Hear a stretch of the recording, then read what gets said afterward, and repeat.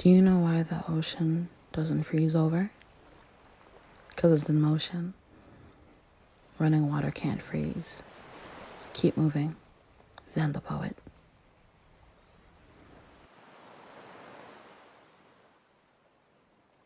The 40-week project. Hey y'all, it's Zan the Poet, and welcome to another episode of Life Lessons with Zan. I hope y'all been feeling good. I hope you feel fulfilled. I hope y'all have been healing. I hope y'all have been growing. I hope y'all have been elevating. And overall, I just hope that life has been good to you and for you lately. So, in today's episode, before we get started, let me slow down. Before we get started, I wanted to do two little announcements. One, I'm going to start burning scents for you guys and putting you onto different candles and like incense that I like, because that's just my vibe and that's something I decided I wanted to do. So today what we're going to be burning, is this candle I got from Walmart actually.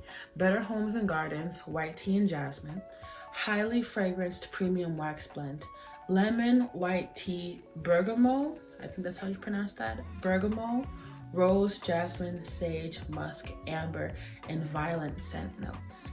It smells so good. Let's light it up right now.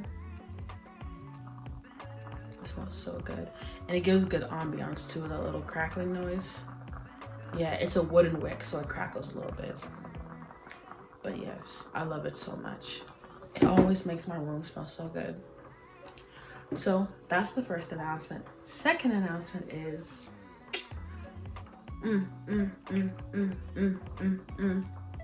I put out a poetry project called the 40-week project.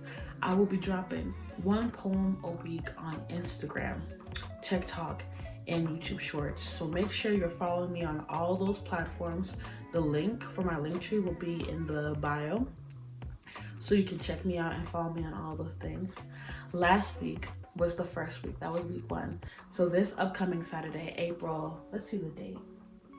So this upcoming Saturday, April 9th, will be week 2 of the 40-week project. One poem a week for 40 weeks.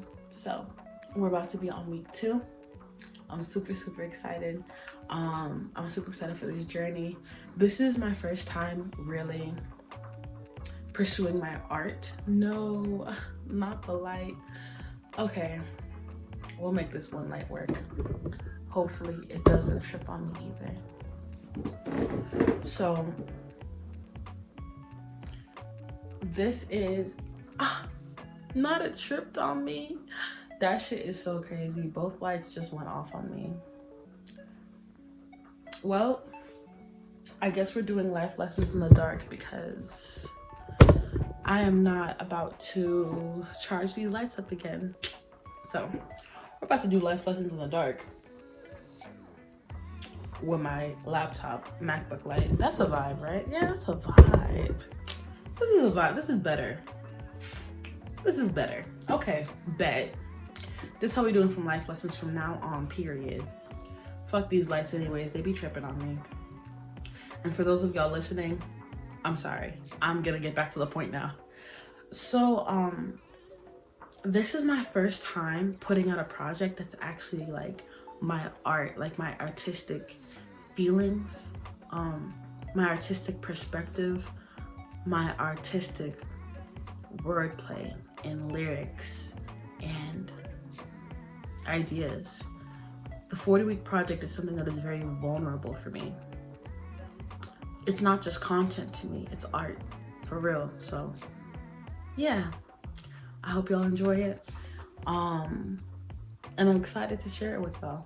This life lesson is going to be about the recipe to trusting your intuition. I wanted to make this video because I think not trusting ourselves is something that we all fall victim to. It's something that I know I definitely fall victim to. And there are ways to combat this. Like there are actually very like actionable steps to combat this, but I don't see a lot of people talking about the actionable steps of things like self-love, self-trust, healing. People don't break it down enough. So I wanted to break it down in this video. So in this video, I have three steps on how to trust your intuition. Actionable steps you can use to trusting your intuition. All right, so let's get started. Step 1, spend intentional time with yourself. So intentional in this way means that you're being fully present with yourself. You're engaged in your full senses, so your full 5 senses: sight, hearing, taste, touch, and smell, right?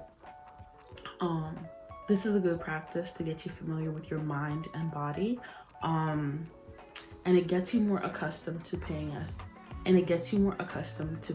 attention to your inside world and what's going on within your mind and body and spirit, rather than the outside world, like what society is saying to you, what other people are saying to you, and even your direct physical environment, right? So things like walking, cooking, reading a book, even scrolling on social media and watching TV can be intentional, as long as you're conscious about it. You're doing it in a present mindset. You're actively watching what's on screen. You're actively reading. You're not being a bystander or a passenger within your own body and within your own experience. You are actively participating within your experience. And all this practice really does is help us become more intentional and familiar with how we feel within our own bodies and how we feel about ourselves, and creating a better relationship with ourselves and how we feel. Building that relationship is like the building block to building any relationship. Building that relationship with self, where you know how you feel about things, and you know how certain things trigger you, and you know how certain things don't make you feel good.